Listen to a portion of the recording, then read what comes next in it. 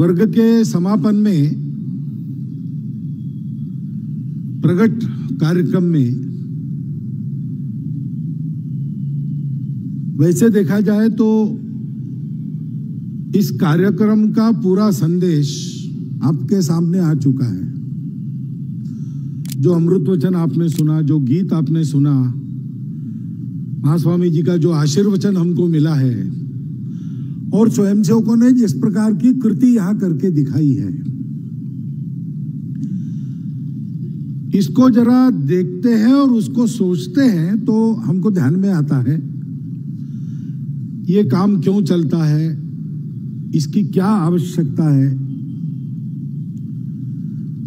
भारत की आवश्यकता सबको है, ये तो अब उजागर हो गया है। यानी बहुत दशक पहले अर्नोल्ड टॉयनबी ने ऐसा कहा था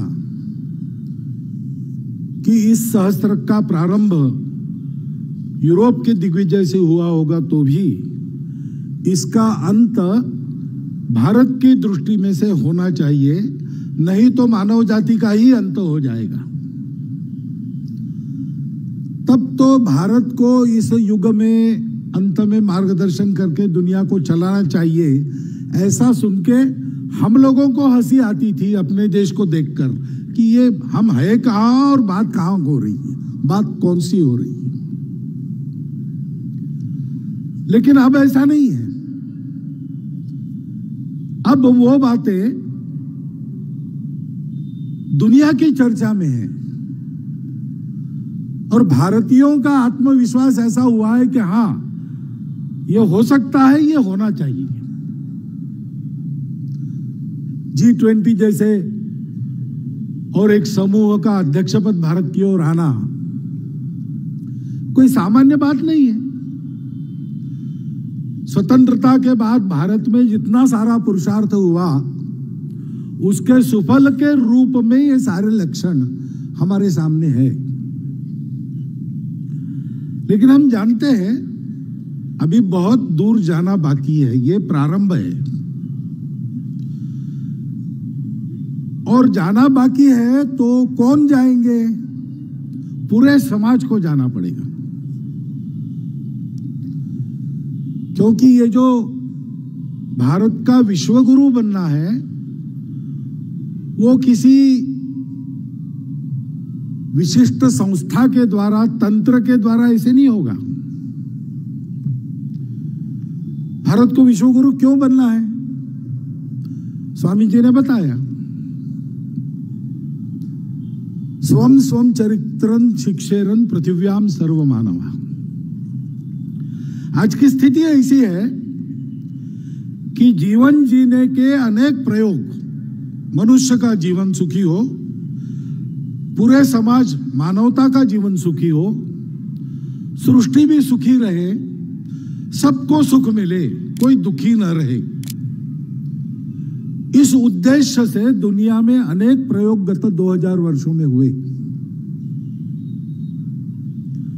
परंतु किसी का फल मनुष्य को पूर्ण सुख देने वाला नहीं हुआ और एक साथ सबको सुख देने वाला तो बिल्कुल नहीं हुआ। अनेक प्रकार की ठोकरें खाकर आज विश्व पुनर्विचार कर रहा है कि हमारी वो सारी बातें अधूरी रही, परिणाम नहीं दे पाई। अब परिणाम देने वाला नया रास्ता भारत से ही मिलेगा, क्योंकि एक साथ सबका सुख, शरीर मन बुद्धि का एक साथ सुख, मनुष्य, मानव समाज और सृष्टि का एक साथ सुख, अर्थ और कामों की आवश्यकता जितनी है उतना पूरा होते हुए भी मुक्ति की ओर मनुष्य बढ़े, ये दिशा देने के लिए जो चौथी जोड़ने वाली बात है वो केवल भारत के पास है। भारत में ही उसका अनुभव पहली बार किया गया और भारतीय ऋषि मुनियों ने अपने दुर्धर तप से उस सत्य को, क्योंकि वो सत्य कहता है कि सारा अस्तित्व एक है, इसका मतलब है सारा विश्व एक है, इसका मतलब है सारा मानव समाज हमारा कुटुंब है, इसलिए हम कहते हैं वसुधैव कुटुंबकम। हमारा सृष्टि से संबंध क्या है? सृष्टि को हम माता मानते हैं, हम उसके पुत्र हैं, इसलिए तुलसी को भी माता कहेंगे, गौ को भी माता कहेंगे, पृथ्वी को भी माता कहेंगे, नदी को भी माता कहेंगे।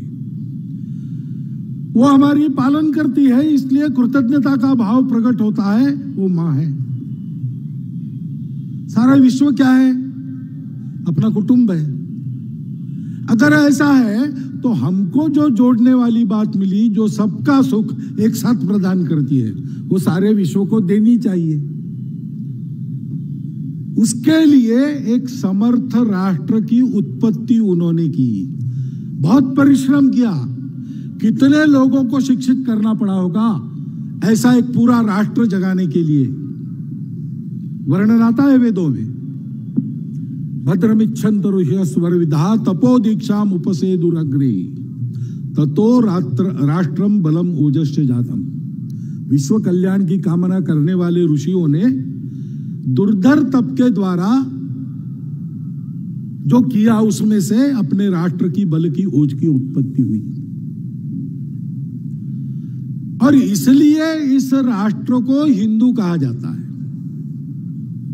स्वामी जी ने बताया, हिंदू सर्वपंथ समादर को लेकर चलता है। क्यों? इसलिए कि हिंदू किसी एक पूजा का नाम नहीं है। हिंदू जानता है परंपरा से कि वो सत्य एक ही है, सब उसकी ही पूजा करते हैं, सर्वदेव नमस्कारम वही जाता है।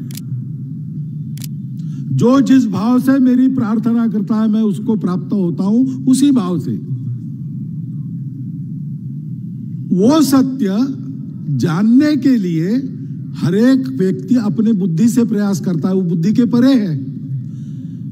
वो अनुभव करने वालों को वर्णन करना नहीं आता, क्योंकि वर्णन करने जाएंगे तो वो अपनी बुद्धि के मर्यादा में सीमित होता है। और इसलिए ऐसे अनिर्वचनीय सत्य की अनुभूति करने के रास्ते एक एक व्यक्ति के अलग हो सकते हैं। अलग होने से बिगड़ता नहीं, रास्ता समान होने की आवश्यकता नहीं, गंतव्य एक चाहिए। एकम सद विप्राह बहुधा वदन्ति, ऐसा जो मानते हैं। और इसलिए यूनिटी के लिए यूनिफॉर्मिटी आवश्यक नहीं समझते। डाइवर्सिटी को लेकर हम जी सकते हैं, सब डाइवर्सिटी साथ में चल सकती है, क्योंकि diversities are the multiple expressions of same unity. ये जानने वाला व्यक्ति हिंदू है। परंपरा से भारत में इसका अनुभव किया गया, भारत में इसका विकास हो गया।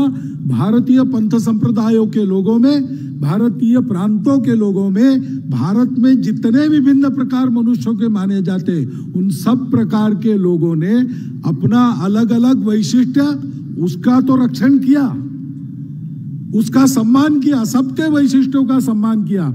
लेकिन इस एक बड़ी बात को लेकर वो एक समाज बन गए, विविधताओं को रखते हुए। ऐसा दुनिया में और कहीं नहीं है। और इसलिए भारत को एक नाम दिया गया, सिंधु नदी के उस पार के लोग। स कहा होता है हम हिंदू हो गए।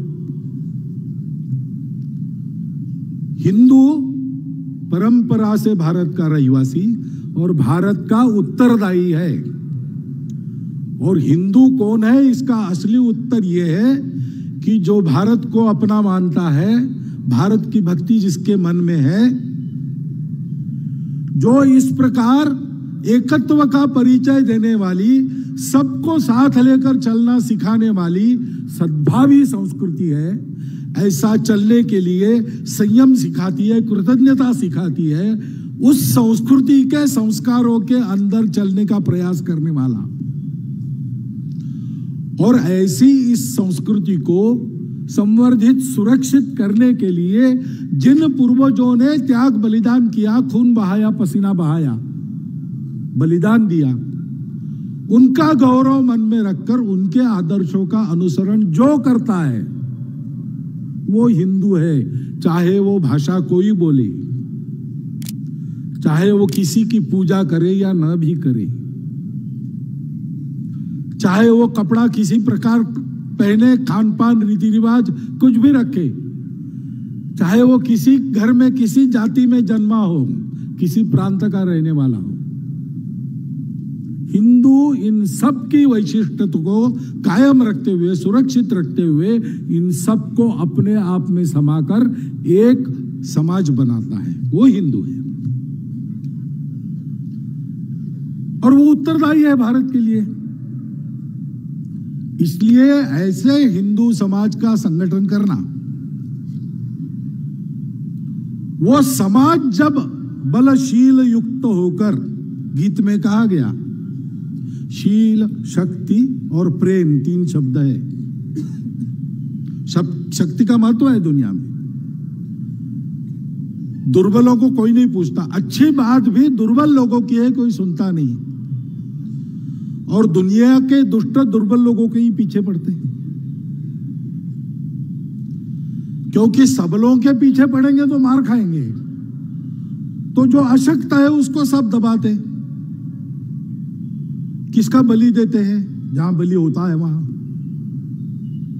अश्वम घोड़ा नहीं लात मारेगा या भाग जाएगा, सामर्थ्य है उसका। अश्वम नहीं व गजम नहीं व हाथी तो उठा के फेंक देगा। एक बार उसका अपराध किसी ने किया है तो जाके रौन देता है और ध्यान में रखता है, उपकार करने वालों को तकलीफ नहीं देता, अपकार करने वालों को मूल से उखाड़ के फेंक देता है। यह हाथी का स्वभाव है। गजम नहीं वो व्याघ्रम, बाघ नहीं, अरे बाबा बाघ को कौन छुएगा। व्याघ्रम नहीं चाहिए। फिर कौन, अजापुत्रम बलिम दद्या, बकरी के बच्चे की बलि दो। देव भी दुर्बल की बलि मांगते हैं, देवो दुर्बल घातका। यह एक प्रकृति का सत्य है, सारी दुनिया उसको मानती है, सारी दुनिया कहती है सर्वाइवल ऑफ द फिटेस्ट। लेकिन दुनिया यहां रुक जाती है। भारत इस सत्य को पाने के बाद इसके आगे जाकर सोचता है, अगर सर्वाइवल ऑफ फिटेस्ट ये सत्य है और सारी सृष्टि में हम ही है, जो हम में है वही सारी सृष्टि में है, तो इसका मतलब है कि फिटेस्ट की ड्यूटी है कि वो सबके सर्वाइवल के लिए मदद करे, सबका प्रोटेक्शन प्रोवाइड करे। दुर्बलों की रक्षा सबलों का कर्तव्य है। यहां से शील का जन्म होता है। 2 प्रकार का शील है, एक व्यक्तिगत चारित्र्य है। मनुष्य को सत्यवचनी होना चाहिए, मनुष्य को अहिंसक होना चाहिए, मनुष्य को संयम पालन करने वाला रहना चाहिए, मनुष्य को संग्रह नहीं करना चाहिए। 10 नियम है, यम और नियम हम कहते हैं, संपूर्ण मानवता के लिए अत्यंत उपयुक्त है, किसी एक की बपौती नहीं है। भारतीय सभी पंथ संप्रदाय सब में एक देखो इससे शुरू होते हैं और इन 10 नियमों से आचरण करने पर उनका उपदेश समाप्त होता है। बीज का दर्शन अलग अलग है, पूजाएं अलग अलग है, परस्पर विरोधी भी होगी। और वैसे देखा जाए तो रामकृष्ण परमहंस जैसे संतों ने भारत में बाहर से आई उपासना को भी करके देखा और यही बताया कि अंतिम उपलब्धि तो एक ही है। झगड़ा किस बात का है, जो तो मत तो पत। ये व्यक्तिगत चारित्र्य है। हर एक राष्ट्र का भी अपना शील होता है। हर एक राष्ट्र का जो उगम होता है सृष्टि में, उसका कोई कारण रहता है। उस राष्ट्र को सारी दुनिया को एक सत्य देना है, उसके लिए वो पैदा होता है, उस सत्य को लेकर बड़ा होता है। उस सत्य को सारी दुनिया को समझाने के बाद काम पूरा हो गया, उसका विलय हो जाता है। स्वयं विलीन हो जाता है अथवा बाकी दुनिया उसको नष्ट कर देती है। अपने अपने राष्ट्र के सत्य को शिरोधार्य मानकर अपने जीवन की रचना करना, दुनिया में उस सत्य को बढ़ावा देने के लिए अपने व्यक्तिगत स्वार्थ को भी मर्यादित करना, इसको कहते हैं राष्ट्रीय चरित्र। हमारा राष्ट्रीय चरित्र क्या है? हम सारी दुनिया को संतुलन सिखाएंगे, हम सारी दुनिया को उनके स्वभावों के अनुसार उनका कर्तव्य क्या है ये कैसे पहचानना, उसका मूल देंगे, उसकी वैल्यूज देंगे। हम सारी दुनिया को जीवन का ऐसा तरीका देंगे जो सदा सर्वदा आनंद देने वाला, सुख देने वाला है। तथागत कहते हैं अंत में, मध्य में और आदि में सर्वत्र सुखदायक, आनंददायक। हम इस प्रकार का जीवन का तरीका अपना बनाएंगे और ऐसा जीवन का तरीका दुनिया में रहे, क्योंकि वो सारी दुनिया को सुखी करेगा, इसलिए काम करेंगे। उसके लिए हम अपने राष्ट्र को बलवान रखेंगे। हो सकता है उसमें मेरे अपने कुछ उसूल हमको पीछे रखने पड़ेंगे, हो सकता है उसके लिए मेरे अपने स्वार्थ मुझे छोड़ने पड़ेंगे। ये होता है राष्ट्रीय चारित्र्य, राष्ट्रीय शील। और ये हम क्यों करेंगे? हमको क्या करना है सारी दुनिया में? हमको दुनिया को जीतना नहीं है, हमको दुनिया को जोड़ना है। संग में हम प्रार्थना करते, शक्ति मांगते भगवान से, अजय्यांच विश्वस्य देहि स शक्ति। यानी क्या? संपूर्ण विश्व को जीतने वाली शक्ति, ऐसा अर्थ नहीं है उसका। उसका अर्थ यह है विश्व में कोई हमको जीत ना सके, क्योंकि ये काम करना है तो हमको साबुत रहना पड़ेगा। और विश्व में दुष्ट शक्तियां है। आज भी भारत न बढ़े, भारत टूट जाए, इसके प्रयास उन शक्तियों के द्वारा और उनके हस्तक्षेप के द्वारा चलते हैं। रोज का अपना अनुभव है, स्वतंत्र भारत में भी चलती है। छोटी छोटी भावनाओं को हवा देकर, आपस में लड़ाइयां लगाकर, उनके आग पर अपने स्वार्थ की रोटी सेकने वाले यहां पर भी है। व्यक्तिगत चारित्र है, राष्ट्रीय चारित्र नहीं है। इसलिए हम कहते हैं कि हमको कोई जीत न सके, हमको किसी को जीतना नहीं है, हम सबको जीत सके, ऐसा हमने शक्ति का स्वरूप नहीं माना। क्यों? क्योंकि सब हमारे हैं, किसको जीते हम? अगर जीतना है तो हम स्वयं को जीतेंगे। जो स्वयं को जीतता है उसने सारी दुनिया पर विजय पा लिया, यह हमारी मान्यता है। क्योंकि सारा विश्व हमारा कुटुंब है, तो हम विश्व से प्रेम का नाता रखते हैं। और इसलिए गीत में शील, शक्ति और प्रेम ऐसा कहा गया। शक्ति को शील और प्रेम की मर्यादा में रखा गया है, तब वो सच शक्ति बनती है। हिंदू समाज को ऐसा शक्ति संपन्न हम बनाना चाहते हैं, इस राष्ट्र को ऐसा बनाने के तरफ ले जाने वाला समाज हम खड़ा करना चाहते हैं, जिससे दुनिया की सारी समस्याओं से उसको निजात मिलने वाली है। अब कोई दूसरा रास्ता बचा नहीं है, तो ये तो होना ही पड़ेगा। एक तरह से भारत का ये ईश्वर प्रदत्त कर्तव्य है और उसको करने का समय आ गया है। और इसलिए इस प्रकार की कृति अपनी बने, इस प्रकार का जीवन अपना बने। कभी कभी लगता है कि जीवन कैसा बने, स्वयं सेवकों को तो हम सिखाते ही है, हम केवल बुद्धि से नहीं सिखाते, हम उनकी आदत बनाते। उस आदत से स्वयं सेवक है, सारे देश से आए हैं, अनेक उनके प्रांत है, अनेक उनकी पृष्ठभूमियां है, सबके स्वभाव अलग अलग, ये सारी विविधता होने के कारण अलग अलग शैली रहेगी, दिखने में अलग अलग कृति रहेगी, लेकिन चार बातें पक्की मिलेगी आपको। पहली बात है देश का अर्चन, देश की पूजा। यानी रोज हल्दी कुंकू लेकर वो देश के प्रतिमा पर या भारत माता की मूर्ति पर या चित्र पर फूल चढ़ाते, ऐसा नहीं है। अपने आप पूजा वह मानी गई है जब जिसकी पूजा करते वैसा होने का हम प्रयास करते और उसको हम सर्वश्रेष्ठ मानते हैं।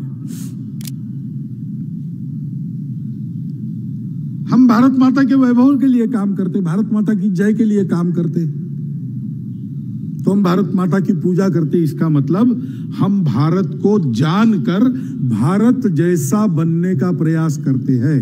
हम भारत को जानना चाहते हैं, हम भारत को मानना चाहते हैं और हम भारत बनना चाहते हैं।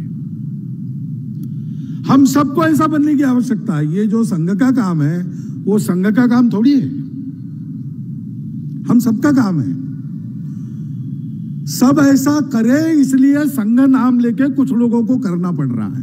जब सब ऐसे बन जाएंगे तो ये नाम की पट्टी भी हट जाएगी। संघ को अपना नाम रोशन नहीं करना है, संघ को ऐसा समाज बनाना है। वो हमारा स्वयं सेवक भारत की जो परंपरा है, संस्कृति है, रीति रिवाज है, देशानुकूल और युगानुकूल रूप में उनको अपने जीवन की आदत बनाता है। हम सबको ऐसा करना पड़ेगा। हम आत्मनिर्भर भारत को बनाना चाहते हैं। हम नकलची होंगे तो आत्मनिर्भर नहीं बनेंगे। हमको भारत को जानना पड़ेगा, हमको भारत के साथ तन्मय होना पड़ेगा।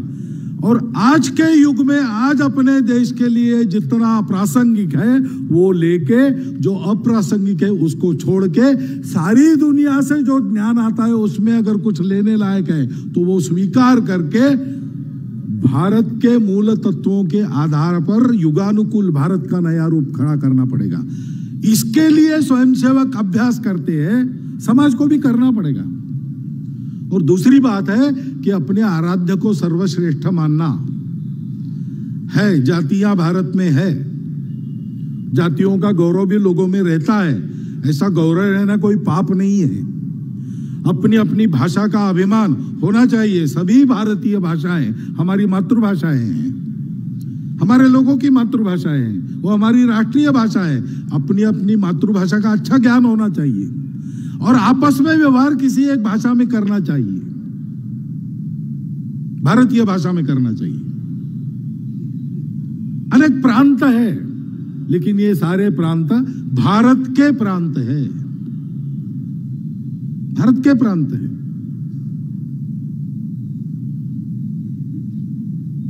जहां नेपाल के शिक्षार्थी है, उनको बहुत खराब लगा जब किसी ने कहा कि नेपाल भारत से अलग हुआ। उन्होंने कहा ये अलग होने वाली बात क्या है, हम तो पहले से अलग राज्य थे। और केवल नेपाल अलग राज्य था ऐसा नहीं, बहुत सारे अलग राज्य थे। स्वतंत्र भारत में कितने संस्थानों का विलीनीकरण हुआ सरदार पटेल के प्रयासों से। क्योंकि व्यवस्थाएं अलग अलग होने से देश अलग नहीं होता, राष्ट्र अलग नहीं होता। हम एक है, हम एक है, विविधताओं के बावजूद है। क्योंकि विविधता अपने जगह पर है, उसका सम्मान है, स्वीकार है, परंतु राष्ट्र हमारा सर्वोपरि है। हम अगर भारत माता की अर्चना करते हैं तो सबसे बड़ा भारत है, बाकी सब उसके बाद में, बाकी सब उसके लिए, उसके काम में आता है तो हमारा, उसके आड़े आता है तो हमारा नहीं है। ऐसा भाव मन में लेकर भारत की सेवा के लिए प्रयास करना, यह है देशार्चन। दूसरी बात है सद्भावना। सारे समाज को यह करना पड़ेगा तो सारे समाज को जोड़ना पड़ेगा। और इतनी सारी विविधताएं हैं और कुछ ऐसा इतिहास भी है कि आपस में थोड़ी थोड़ी कटुता भी है, क्योंकि हमने ही किया, हम अपने आप को भूल गए, भेदभाव किया, हम ही लड़ गए आपस में। उसके कुछ संस्कार अभी शेष है। मराठी में कहावत है कि होळी संपली पण शिमगा नाही संपला। होली उत्सव हो गया, लेकिन उस समय जो चिल्लाते वगैरह है वो बाद में भी कुछ दिन चलता रहा, वैसा हो गया है। वो संघर्ष समाप्त हुए। हमारे नए संविधान ने हमको आर्थिक राजनीतिक समता दी, सामाजिक समता लानी चाहिए, ये कर्तव्य भी दिया है। परंतु सामाजिक समता बोलने से नहीं आती, उसके लिए सद्भावना होनी पड़ती है। यह सद्भावना का व्यवहार करना, सबको अपनेपन से देखना और अपनी सद्भावना से दूसरों के हृदय में सद्भावना का दीप जलाना, ये कर्तव्य, इसकी आदत हम स्वयंसेवकों को लगाते, लेकिन ये सारे समाज का कर्तव्य है ना। और फिर इस देश ने हमको दिया है, इस समाज ने हमको दिया है। सारे विश्व में हमारी प्रतिष्ठा इसलिए है कि हम भारत के हैं। तो जो लिया है उसको वापस करना है, यह ऋण चुकाना है। इसलिए अंग्रेजी में कहते हैं गिविंग बैक, हमारे यहां शब्द है ऋण मोचन, ऋण से मुक्त होना। पूर्वजों का ऋण है, पितृ ऋण है, देव ऋण है, 3 प्रकार के ऋण है, ऋषि ऋण, देव ऋण, पितृ ऋण।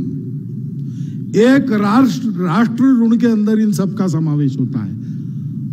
उस ऋण को चुकाना, मिला है, जो मिला है या जो मैं कमाता हूं उसका उपयोग क्या करेंगे? सबको बांटने के लिए करेंगे, वापस देना है। ऋण मोचन, इसकी भी आदत शाखा में लगती है, अनेक कार्यक्रमों में लगती है, देने से ही शुरू होता है। ये सब लोग यहाँ आए, अपना शुल्क, अपना प्रवास का खर्चा करके आए, और कोई धन्यवाद इनको मिलने वाला नहीं है। बहुत मेहनत की है, सर्टिफिकेट नहीं मिलने वाला है। देना ही देना है, लेना कुछ नहीं है। तेरा वैभव अमर रहे मां, हम दिन 4 रहे न रहे। ये आदत लगाते हैं, सबको ये आदत चाहिए। अपने देश को ऐसा बनाना है तो लगातार परिश्रम करने पड़ेंगे। कुछ दिन ये भूलना पड़ेगा कि मेरा देश मुझे क्या देता है। वर्षों तक, दशकों तक प्रयास करने पड़ेंगे, मैं अपने देश को कितना दे सकता हूं।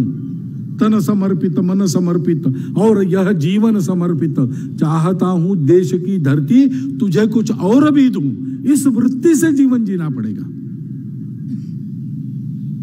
और ऐसा जीना है तो चौथी बात अनिवार्य है, हमको व्यक्तिगत और सामाजिक अनुशासन का पालन करना पड़ेगा।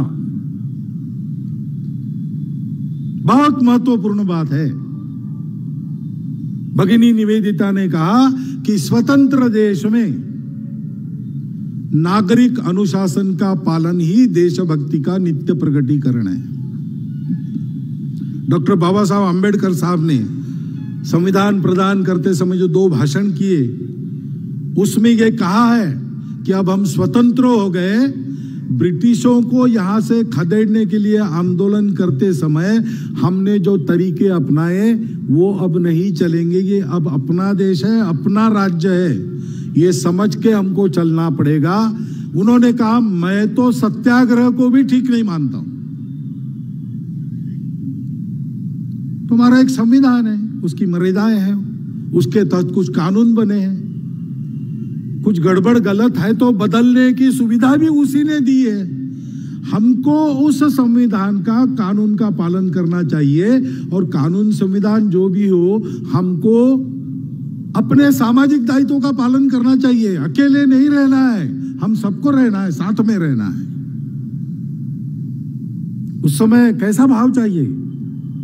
पूजनीय बाबा साहब बताते थे एक कहानी कि लड़ाई में आहत एक सैनिक और एक जनरल पड़े थे मैदान में। लड़ाई चल रही थी, लड़ाई समाप्त तो हो गई, आ गया मेडिकल बटालियन। देखते देखते ये पड़े थे तो बैंडेज करने वाले पीछे से आएंगे, स्ट्रेचर वाले पीछे से आएंगे, अभी तो पानी पिलाओ। जनरल के पास गए पानी देने के लिए। जनरल ने कहा, रुको, वो वहां सोल्जर पड़ा है ना, उसको दो।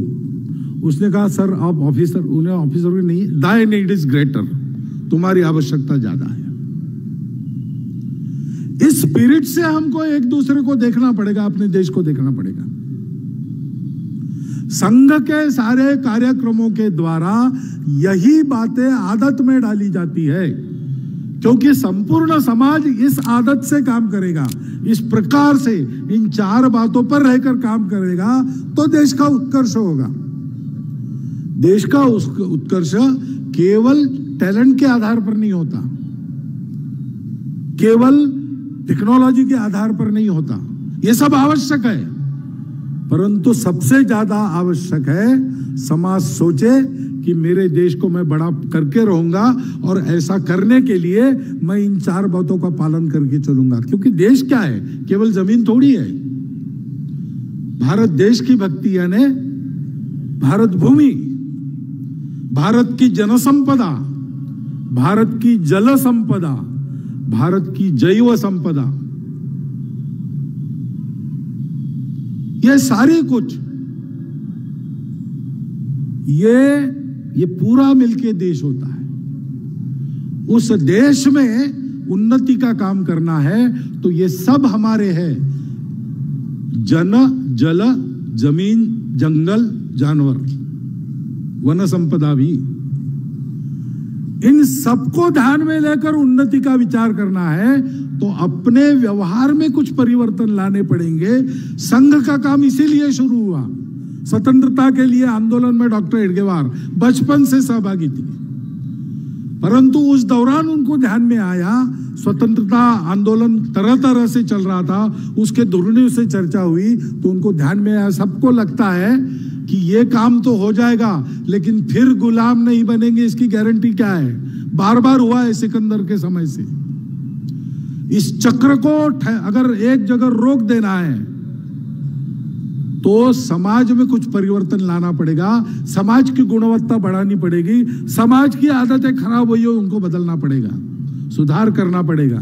किसी को ये काम करना चाहिए, हम नहीं कर सकते क्योंकि हमने अपना काम चुन लिया है, उसमें सारा समय जाता है। तब डॉक्टर हेडगेवार ने सोचा कि अगर ऐसा है तो सब बड़े बड़े लोग अच्छे कामों में लगे ही हैं, तो मैं सब छोड़कर इसके लिए प्रयोग करता हूं और ये काम हाथ में लेता हूं। 8-10 साल प्रयोग किए कि किस आधार पर समाज एक होता है। समाज की एकता का सूत्र क्या है? हमारी संस्कृति है, हमारी मातृभूमि की भक्ति है, हमारी पूर्वज परंपरा है, इसी को हिंदुत्व कहते हैं। उसके आधार पर सबको जोड़ना और ये आदत लगाना नित्य जीवन में। देने की आदत शुरू से होती है, 1 घंटा दो, मिलेगा कुछ नहीं। क्यों देना? पूछो मत। क्या होगा देने से? तर्क मत करो, 1 घंटा दो, स्वयं ही अनुभव आता है क्या होता है उससे। ऐसा ये संघ का काम है और इसलिए हमारा ये शिविर चलता है, ये हमारा कैंप चलता है और कल उसका निजी समापन है, आपको बताया है। काम तो हमारा उससे भी हो जाता है। ये शारीरिक कार्यक्रम अगर हुए जितने बताए उससे दुगने हैं, समय बहुत लगता है, इसलिए आपके सामने इतने ही बताए हैं। मैं जिस दिन आया मेरे सामने बाकी बताए, सभी वहां करेंगे। ये कार्यक्रम नहीं किया तो भी चलता है, क्योंकि करना है। क्यों करना है?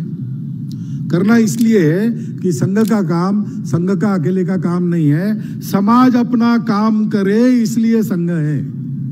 समाज करने लगेगा तो संघ पीछे जाएगा। वास्तव में भारत के उत्थान का श्रेय भारत के समाज को ही मिलना चाहिए, क्योंकि समाज नहीं करेगा तो वो होगा ही नहीं। और इसलिए ऐसे कार्यक्रम हम करते हैं, दिखाते हैं, उसमें आपको कुछ भाषण सुनाते हैं, कुछ गीत सुनाते हैं। क्यों? इसलिए कि अपने देश को बड़ा बनाकर संपूर्ण दुनिया को राहत देने के इस पुण्य कार्य में एक पत्थर में 3-3 लक्ष्य होते हैं। स्वयं का जीवन अच्छा बनता है, अपना समाज अच्छा बनता है, दुनिया अच्छी बनाने के रास्ते पर वो दुनिया को चलाएगा, इसे उसकी क्षमता बनती है। एक पंथ 3-3 काज वाला ये काम हम सबका कर्तव्य है। उस कर्तव्य का भान हमको आए और हम इसमें लग जाए। जो बातें मैंने बताई 4 मुख्यतः वो है, संघ में आकर कीजिए। आपको लगता है दूसरा कोई तरीका है इन आदतों को डालने का, वहां जाइए। और किसी किसी की आदत तो पहले से ऐसी बनी ही है तो स्वतंत्र रूप से भी अपने काम कर सकते हैं। संघ तो सबको स्वयंसेवक मानता है, कुछ आज है कुछ कल होने वाले हैं। और ऐसा जीवन जीने वाला जो कोई है, उसने संघ का नाम सुना भी नहीं होगा तो भी वो स्वयंसेवक है। पूजनीय गुरुजी विनोबा जी को मिलने गए, उन्होंने बताया, गोलवलकर जी आप जानते हैं क्या, मैं संघ का असभ्य सभ्य हूं। यानी सभा में न बैठने वाला, लेकिन सभा में जो तय होता है वो सब करने वाला, ऐसा मैं सभ्य हूं, ऐसा उनका अर्थ था। तो जिनकी क्षमता है वो असभ्य सभ्य बन पर भी काम कर सकते हैं, हम मानेंगे वो संघ का ही काम बढ़ गया है। लेकिन आदत का काम है, इसलिए रोज कुछ ना कुछ तो करना पड़ेगा। अगर कहीं और तरीका आपको नहीं है तो संघ का तरीका है, शाखा में आइए, अपने आप को 1 घंटे की मेहनत से योग्य रखिए, फिट रखिए और अपने पसंद का काम चुनकर समाज का प्रामाणिकता से, निस्वार्थ बुद्धि से उसको कीजिए। जहां जितनी संघ की ताकत है वहां उतनी आपके साथ है। यही एक आह्वान लेके संघ आया है और इसको पूर्ण करने के बाद संघ को अपने लिए कुछ नहीं करना है। यह एक ध्येय है, वो हम सबके सामने है। भारत का उत्थान हमारे सबके जन्म का कारण, हमारे सबके मोक्ष का साधन, ऐसा टुकड़ो जी महाराज ने कहा है। बने हम हिंद के योगी, धरेंगे ध्यान भारत का। उस आवाहन को मेरे अपने शब्दों में आपके स्मरण के लिए मैं आपके सामने रखता हूं और इस कार्य के लिए कार्यकर्ता बनने का आह्वान देते हुए अपने 4 शब्द समाप्त करता हूं।